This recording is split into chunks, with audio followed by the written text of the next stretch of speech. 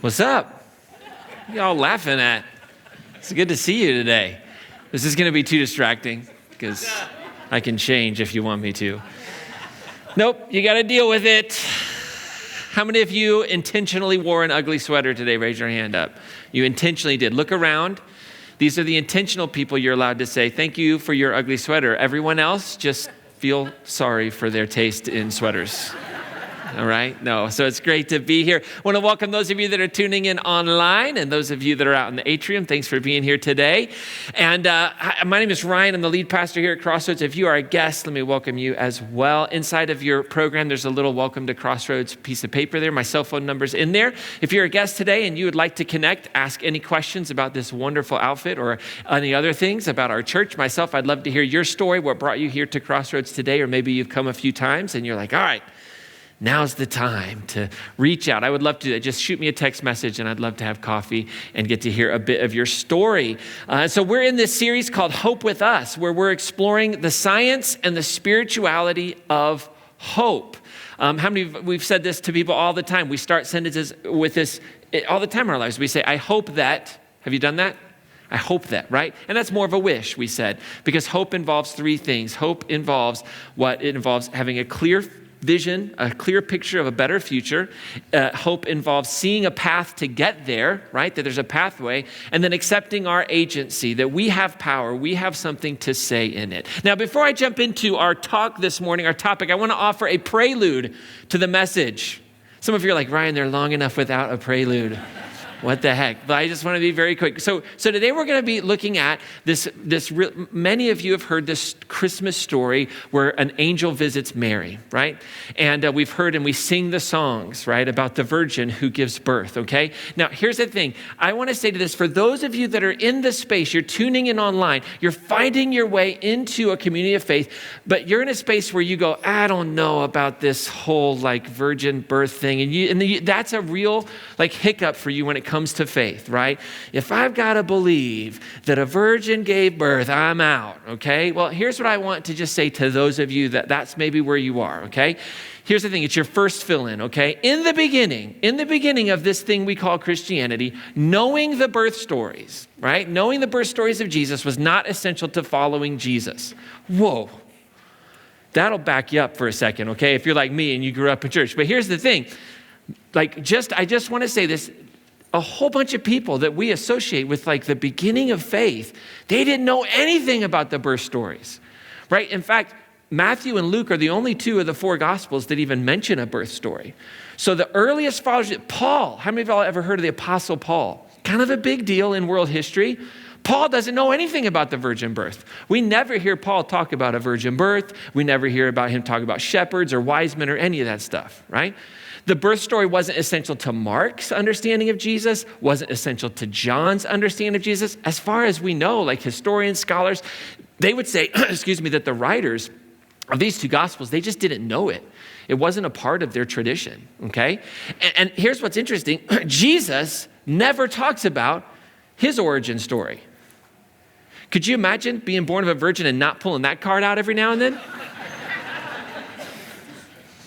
Some of you are like, I shouldn't be laughing at that. But you just did, and it felt kind of good, right? But Jesus, nowhere in the canonical gospels, the stories we have about Jesus in the scriptures and the extra canon, nowhere is Jesus like, oh yeah, well, I was born of a virgin. Like it never, wise men visited me when I was a baby in a manger. What about you? I had to go to Egypt. You've never even left this community. Not even a world traveler. You don't even have your passport stamped. Like Jesus never talked about any of that. But here's the thing. The birth stories, what we all need to know about this is that the birth stories grew in importance the more the church matured. And the more Christianity spread, it became important because there was this big debate that started happening. And here was the debate. When did Jesus become the Son of God? That was the question. Was it when he was born from the very beginning, or was it at the baptism of Jesus? Because Mark's story starts at the baptism and John's story starts at, so people started arguing about this. Was it at his baptism that he became the Son of God? Was he always the Son of God? Was he always had this divine nature? Like, what was it? So they were big questions, and they're important questions, and that's wonderful, but they're not essential questions to following the peacemaking path of Jesus. right? It really isn't. If I'm going to follow the peacemaking path of Jesus, I don't necessarily have to come to a hard stance on when and how that works. That was a question for the early church fathers and mothers that were trying to figure things out. But here's what I would say. So if in the beginning, people, a lot of people didn't know about these, but today, because we have them, taking the birth stories seriously is an essential part to following Jesus. Okay, so for those of you that freaked out maybe just a little bit with that first fill-in, I gave you this one. Okay, you really can't in our day and age follow Jesus, follow the peacemaking path of Jesus without taking these stories seriously because they make a claim on us. They make a claim on our lives about the importance of this child, Jesus, about this historical figure. And so while our manger scenes that we have in our homes, that we have all around us, there are these combinations of stories that are within Scripture and legends outside of Scripture, our gospel sources. We've just become used to seeing it all blended together, right? And we don't really think about it. And that's okay, because the manger scene represents something powerful.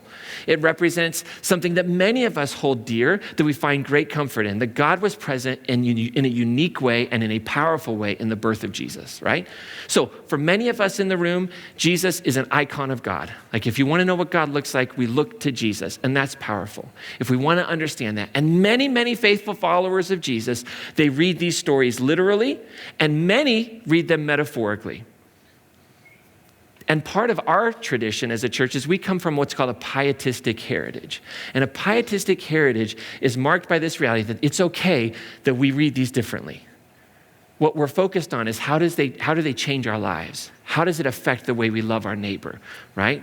So whether you take them literally or metaphorically, we need to take them seriously.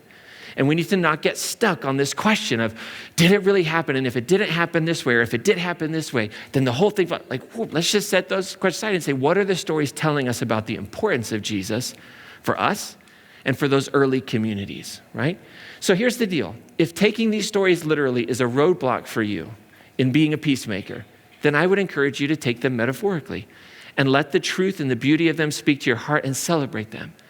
And if taking these stories literally enriches your faith, enriches your journey as a peacemaker, then take them literally. But we can come together and love each other. And we can find joy in the discussion about it. We can find joy in the diversity of opinions. And we can remember that the greatest commandment is not to get the birth of Jesus all figured out nice and tidy, okay? When Jesus was asked, what's the greatest commandment? He wasn't like, get my birth right. If there's one thing I want to leave you with before the ascension is know that there were 3 wise people. They weren't all men, right? No, what did Jesus say? It was love God with all your heart, soul, mind, and strength. And the same is, and the second is like it, or the second one is of equal importance, and that is to love your neighbor as yourself, okay? So we can breathe as we look at this story today. Are you with me? All right. All right, if you have a question about what I said, if something confused you there, send me an email, send me a text. We'll figure it out together, okay? All right. I just want to give you a second to absorb all that because it's not often in church you're going to be given permission to not take the story of Jesus literally or take it metaphorically. But remember, we love one another. That's the beauty. The ultimate heresy is to stop loving each other. That's the ultimate heresy. In our faith, is to stop loving each other, okay? More important question, how many of y'all like Dr. Seuss the Grinch? All right, enough of that Jesus stuff. Let's get on with the Grinch, right? Anybody wearing Grinch today? Chose the Grinch. I love it. Yes, we watched the Grinch movie with Jim Carrey this past week. It's always a fan favorite in our house. But there's another book by Dr. Seuss that I want to mention today, and it's called Oh, the Places You Will Go. How many of y'all know this book? You ever read it? Read it to your children, read it to yourself. It's a great book. This is a book about all the possibilities and beautiful things that you can do with your life. But it's also about how sometimes it's not always easy. And this book speaks about all these beautiful, amazing things in your future, the choices that you get to make, right? The agency that you have in your future. But it's also about the reality that sometimes our paths get blocked. Sometimes we have to adjust. And a few pages into this really fantastic story, this is what it says. It says, you'll be on your way up. You'll be seeing great sights. You'll be joining the high flyers who soar to high heights. You won't lag behind because you'll have the speed. You'll pass the whole gang and you'll soon take the lead. Wherever you'll fly, you'll be the best of the best. And wherever you go, you'll be top of the rest. Except when you don't. Because sometimes you won't. I'm sorry to say, but sadly it's true. The bang-ups and hang-ups can happen to you. You can get all hung up in a prickly perch, and your gang will fly on, and you will be left in a lurch. Y'all ever felt left in a lurch? Y'all ever felt the prickly perch? Like, what just happened? Right? Maybe you didn't always feel like you were stuck in a prickly perch. Maybe you feel like you're stuck in one right now, but maybe you started your career. Maybe you started your relationship with your spouse or your significant other, your partner. Maybe you started your faith journey with this deep sense of purpose and meaning and the reality of God. And everything was so good and you felt like you were soaring ahead, but somewhere along the way you got hung up in a prickly perch. See, the beauty of this story and the real deep truth that it holds is that sometimes the places we go are more than we bargained for. We have these like hopes and dreams. I have this phrase that I like to use, and I don't know where I heard it, so we'll just say, I don't know. Who do we quote when we don't know? Who said? Winston Churchill said this one time. I just don't want to take credit for it. I'm sure I used to be that, like just this picture perfect thing, and then, whoa. Road, and nobody ever started the journey, turning the car on and going, this is the one. Like we don't think that, but we find ourselves there. Sometimes we struggle for success at work, the struggle for relationships, get surprised by our past just creeps into our hearts and we can't seem to shake it. Shame sets in, frustration, the what ifs, if only I had, why did I not? And we start replaying that past script over and over. And somewhere along the way, at the end of the day, reality hit the fantasy of what we thought life would be, or what we thought a relationship would be, or parenting. Can I get an amen in the house? Johnson & Johnson's commercials do not portray accurately parenting infants. They're liars. They're liars. And it hits us. And I imagine that Mary, Mary, did you know? Song about her. I imagine Mary hit a few prickly perch moments in her life. And I imagine she hit them pretty early on. Pretty early on. In Luke chapter 1, we get this beautiful story about Mary and an angel that shows up and starts chatting with her. Now, I've never had an angel talk to me. I'm not saying that doesn't happen. I'm just saying I'm happy it has never happened to me. I do not want an angel to talk to me. I like the still small whispers of my conscience. I don't need no angel showing up telling me I'm going to give birth, all right? I don't need that in my life. But this happens to Mary in this story. It says in the 6th month, the angel Gabriel was sent by God to a town. Now, it's the 6th month of John the Baptist when Elizabeth was pregnant, right? It wasn't Mary's 6th month. Like, that's how this happened. I was so confused for 6 months. I just want to make sure everybody's aware what's happening in the narrative, okay? So it was 6 months, the angel Gabriel sent by God to a town in Galilee called Nazareth to a virgin engaged to a man whose name was Joseph of the house of David, right? The virgin's name was Mary. And Gabriel, this angel, came to her and said, "Greetings, favored one, the Lord is with you." But she was much perplexed. Just by the words, not the angel. She was much perplexed by the words and pondered what sort of greeting this might be. Why is this angel showing up in my home, in my room? What is happening? And the angel says to her, "Don't be afraid." Now, why would the angel say that to her? Because she was afraid. Fear is a very normal response in this moment, okay? So she's afraid. There says, "Don't be afraid, Mary. You found favor with God." Favor with God. And now you'll conceive in your womb and bear a son, and you will name him Jesus. Now, Jesus is a Greek version of the Hebrew word Yeshua, which means God is a deliverer, or actually it means Yahweh is deliverance. The name of the Hebrew God was Yahweh. So the statement of Jesus' name in itself is this like her curiosity has to get perked. This new Joshua is being born, this Jesus. And the angel says, "He will be great, and he will be called the Son of the Most High. And the Lord God will give to him the throne of his ancestor David. And he will reign over the house of Jacob forever, and of his kingdom there will be no end." Now, you got to remember who Mary is and the life situation of Mary. She's a peasant. She's probably 14 years old, 13 years old. Like, what's going on here? She's been living under oppression of Rome. She lives in the outskirts in a small community. She's watching life shift and change all the time around her. And now she's hearing of a kingdom that will never end through her own son. That's pretty crazy.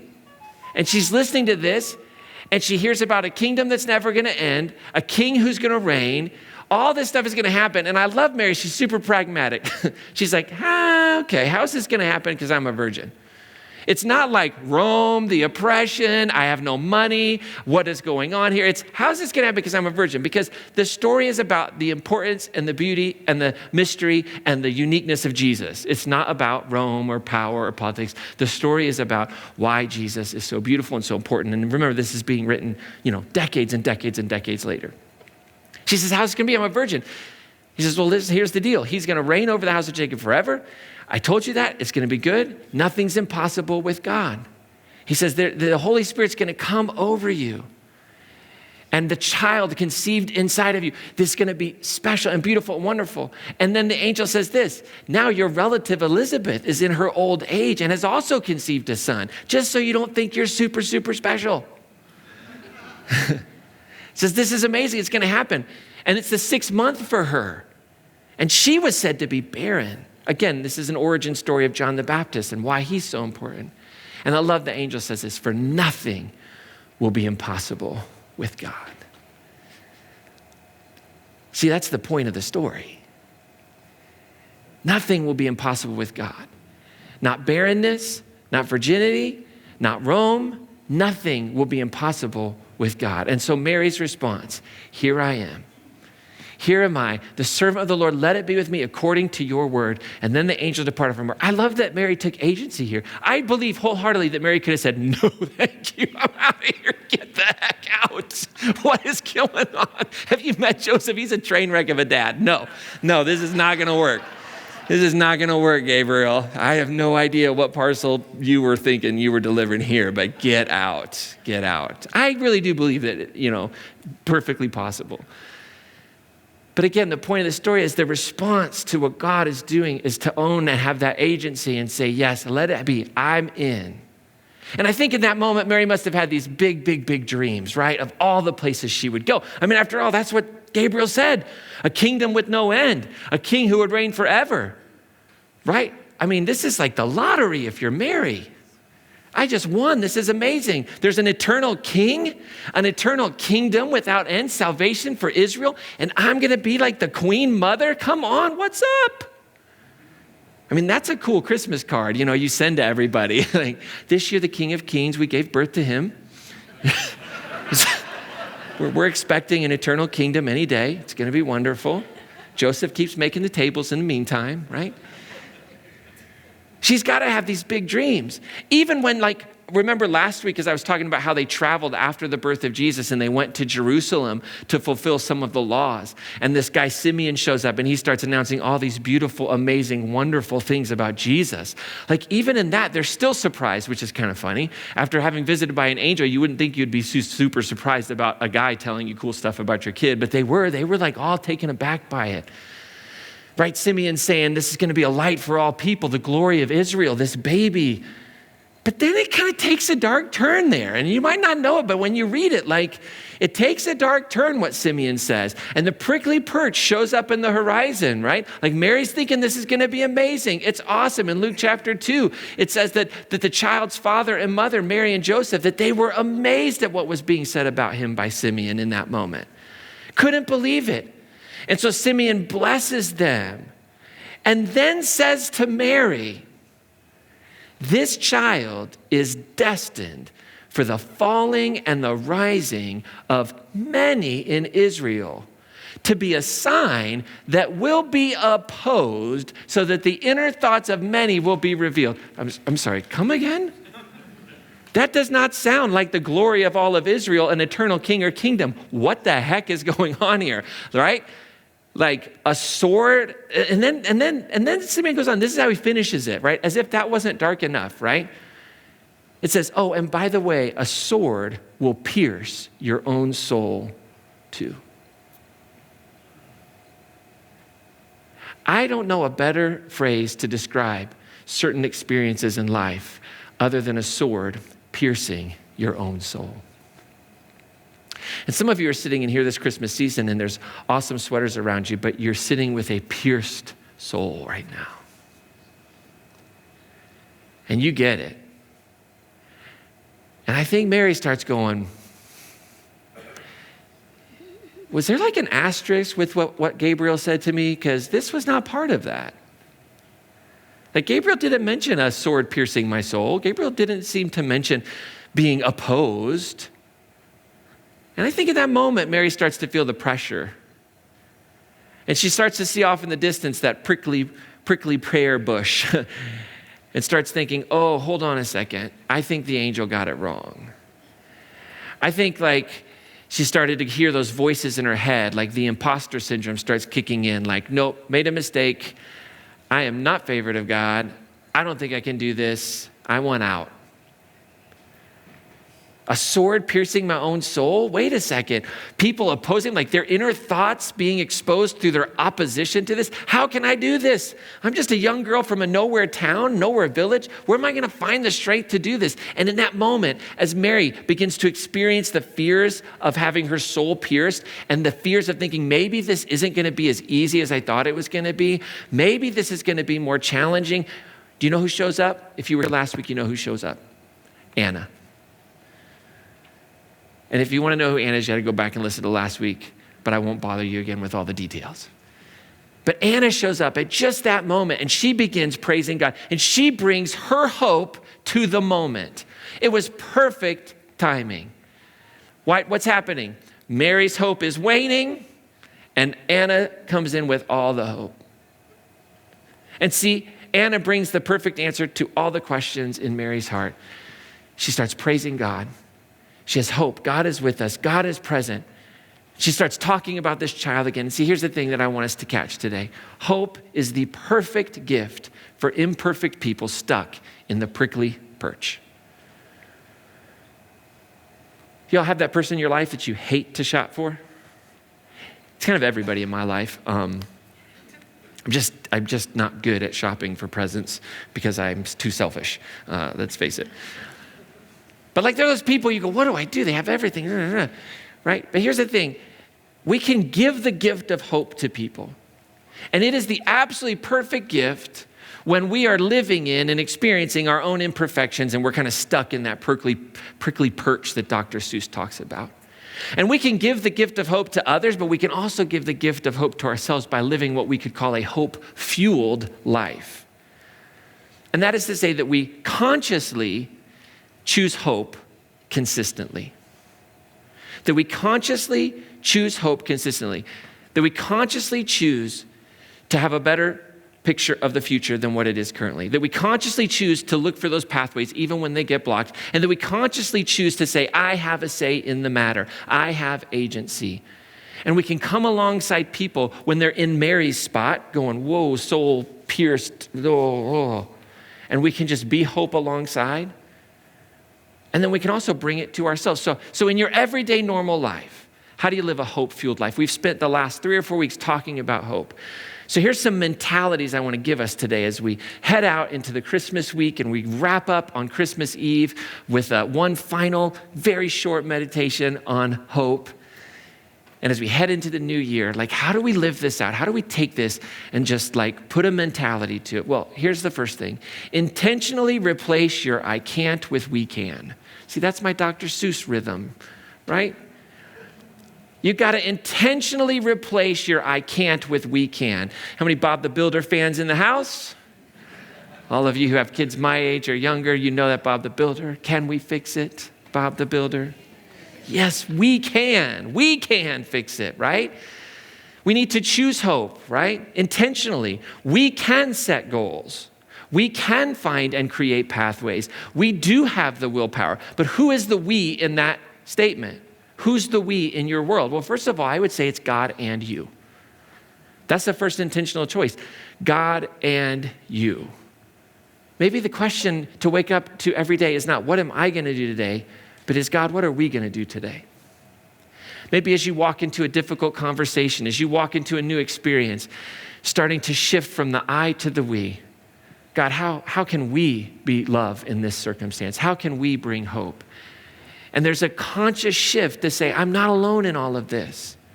That there is a loving presence that I can have a relationship with that is holding this whole world together, that is infusing it with love.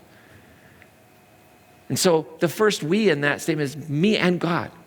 And I get that we're always shifting and changing and reimagining and rethinking through what the word God stands for, right? But at its very base, it stands for one thing we talk about here is that it is a loving presence that holds the world together. And in Jesus, we have an example that you can be connected with this reality in a relational way.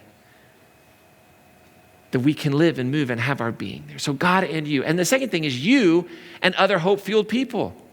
You don't have to walk it alone. Many of us know the importance of having people in our lives in those moments where our souls were pierced, but someone came along and didn't short circuit our pain. Remember, we talked about that a few weeks ago. Don't do that, but just came alongside us as having a life full of hope, being fueled by hope. And they just came and they became a pathway for us.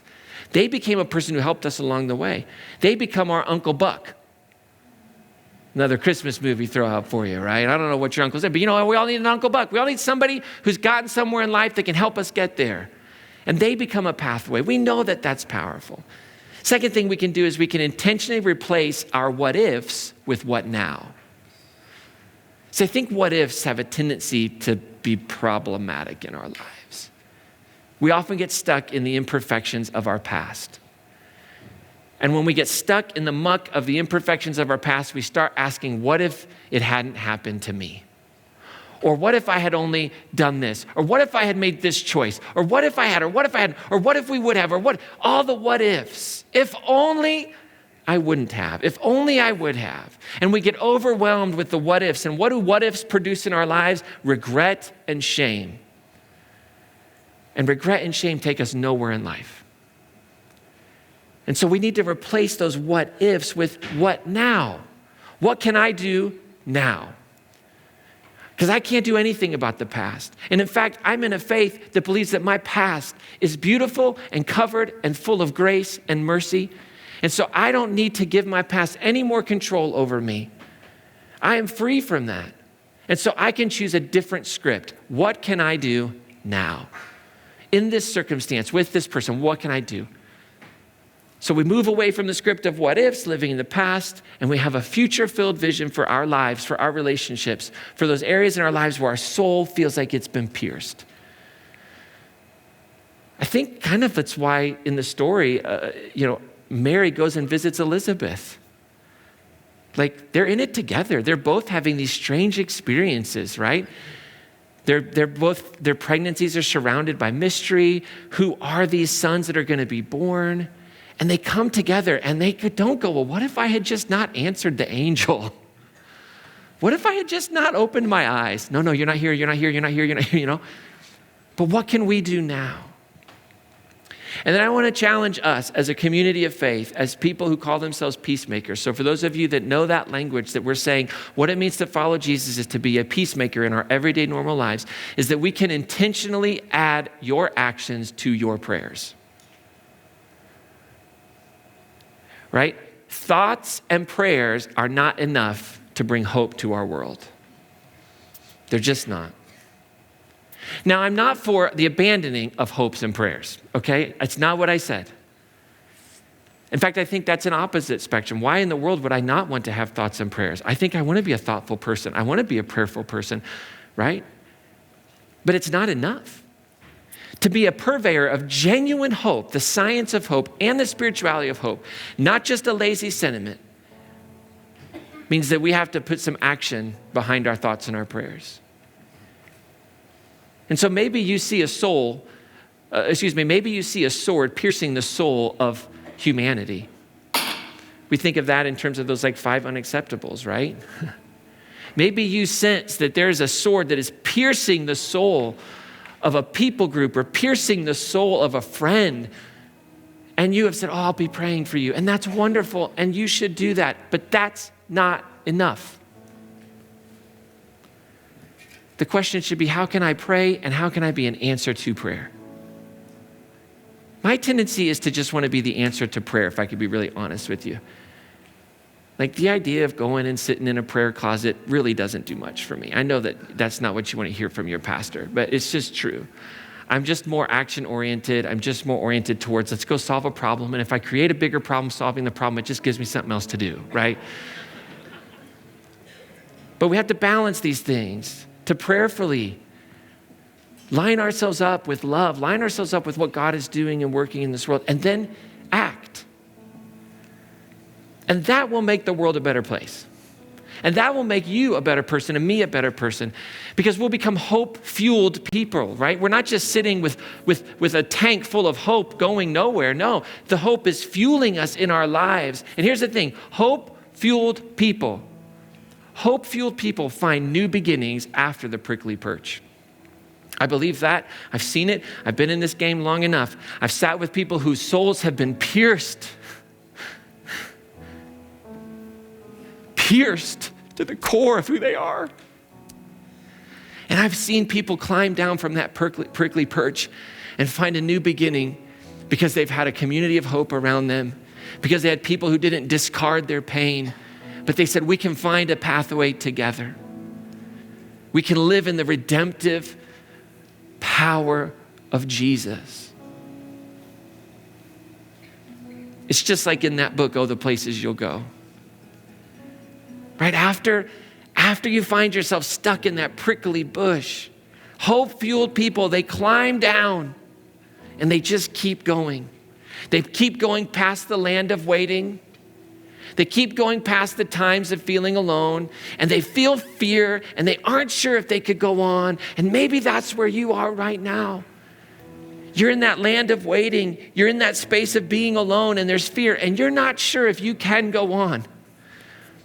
But on you will go, though the weather be foul.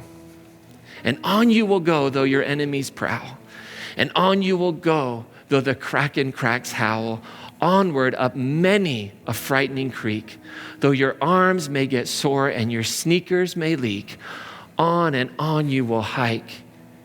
And I know you'll hike far and face up to your problems, whatever they are.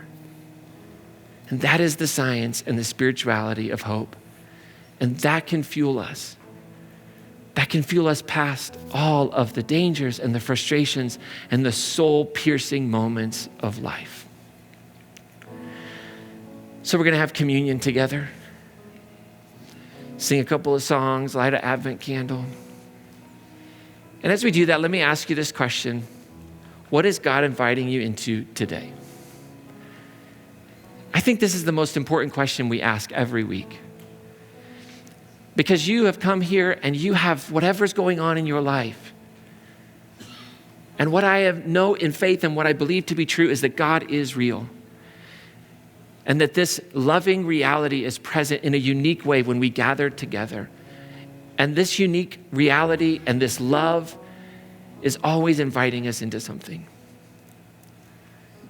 And maybe you heard a song today and a lyric just stuck into your heart. Maybe you heard a phrase today.